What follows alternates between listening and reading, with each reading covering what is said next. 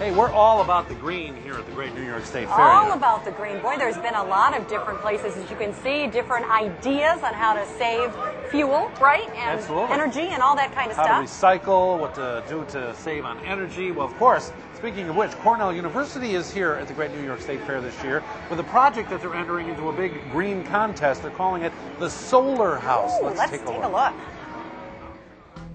The house was built because it's part of a design-build competition sponsored by the Department of Energy and NREL, the National Renewable Energy Laboratory out of Boulder, Colorado. And the DOE invites 20 teams to compete as part of the Solar Decathlon competition on the National Mall in Washington, D.C. So we'll be heading down in October to compete our house against 19 other universities from across the country and actually across the world. We wanted to do something edgy. Typically what you see at the Solar Decathlon is a rectilinear house with a full fleet of photovoltaic panels on the roof. And these houses have to travel from their respective universities down to the National Mall in Washington, D.C. And so we wanted to do something that didn't look like it had just been offloaded from a truck. So what we have is 3 cylinders which sort of resemble grain silos from upstate New York, and then this central open courtyard, completely different than anything that the Solar Decathlon has ever seen. It's called the Solar Decathlon because you're judged on 10 contests which deal in domesticity but also energy efficiency. So it's everything from architecture, engineering, communications, market viability, but then also very objective contests like a hot water draw. You're judged on keeping your house between a very specific temperature and humidity range. But you know, this house, it's been a contentious house. The Core 10 is the exterior cladding, and it has this rusted patina on it. And some people look and say, why would you want rust on your house? We try to get rid of rust. And other people have come up and say, you know, this is architecturally significant and we think it has a really neat look to it. So really the idea behind the competition is to make solar energy something that's viable to the general public, and hopefully we'll see a lot more solar panels, certainly in upstate New York and across the country.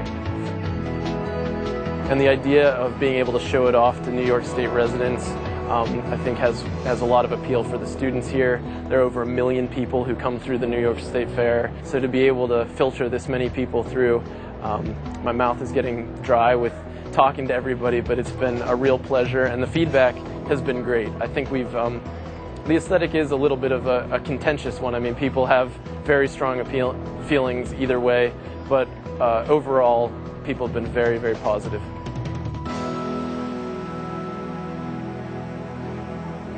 I don't know if I can Very have a cool. greenhouse. A solar house? That is really neat. I have a 20, a 19, and an 18-year-old. Yeah. Who used all the solar-powered hot water? Oh, that's true. Who was supposed to take the you guys have a garbage lot out of to the compost heap?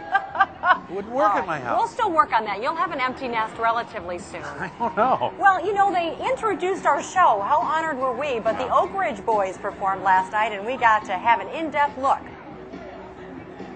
The boys are back, yeah, the boys are back, yeah, the boys. Quite a few times we've been at the New York State Fair. I don't know that I can name how many here. No, we've lost track of it. Many times. Love the fairs. The fairs are great because everybody's out there having a lot of fun at a fair, especially at this fair. Man, it's the New York State Fair. Doesn't get much bigger than this. It's really fun to play here. Well, we see the entire family. We see the moms and dads and kids and grandma and grandpa. We've been around so long that the grandmas and the grandpas know our music, and the moms and dads and some of the kids know the songs because they've heard it played by their mom and dad. So it's good to see that interaction. We've seen a generational shift in ourselves.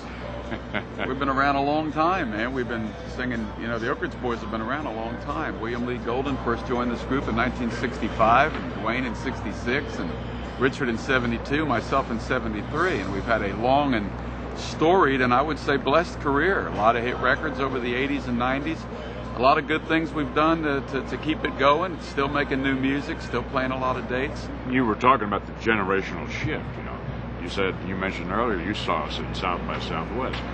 as a result of our new album, our new project that was released this year. We have some music on there that I think has broadened our audience. And I think we're getting some attention from some younger fans now that we haven't in a long, long time as a result of this new music.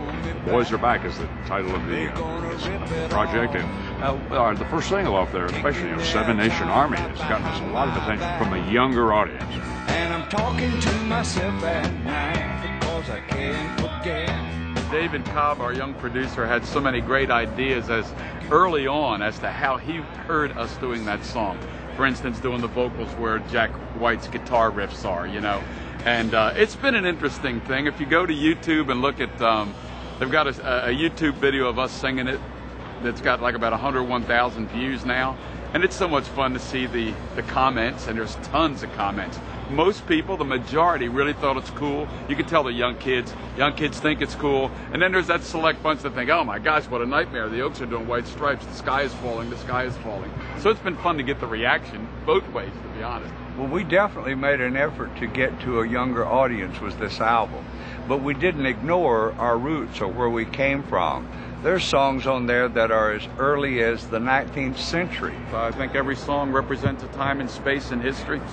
And, you can sing Leaving Louisiana and think back to 1979. You can sing Y'all Come Back Saloon, remember being our first hit record in 77. You can sing Thank God for Kids and think of 82. I mean, every song has a place. And I never get tired, I don't think any of us do, of any of our music. New World, no. My favorite's Elvira. It's and it's a song that everybody knows, when you can sing a song that the entire audience can sing every word of it. That's always fun. One of the reasons the Oakridge Boys are still around today is because we've always taken some chances. Our audience knows we're taking chances. We've never done the same thing ever. That's the creative process. There's got to be growth. There has to be new energy and new ideas. And we've always embraced that. So I think our audience is ready to go with us, and no matter where we go.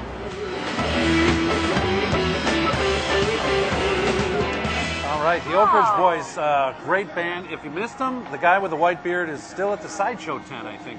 Would you stop? What's very, that about? very nice. Seems like a great bunch of guys. Elvira sold enough records, he should be able to get a Norelco and trim that baby. Well, we've reached the point where we have to say goodbye, not just for can't today, believe it. but for the end of our WCNY at the Fair Show. Thank you, everybody, for stopping on by throughout the run. It's been nice. And thank you to our entire crew here, Kathy and Amy and Brian and Bob and Rich and all the camera people. And you guys have all been awesome. So we thank you for being so hospitable to Ted and I. Yeah, Paulie for doing all the great stuff out on the fairgrounds.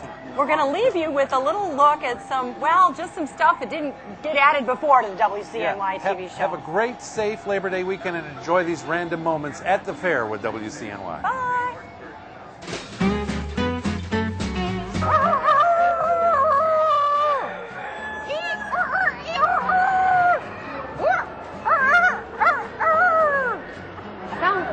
I think he's attracted to me.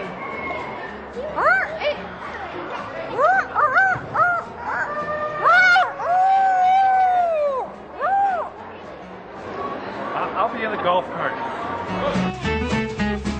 Do you know what you're doing? Have you ever driven a golf cart before? There's a lot of people here.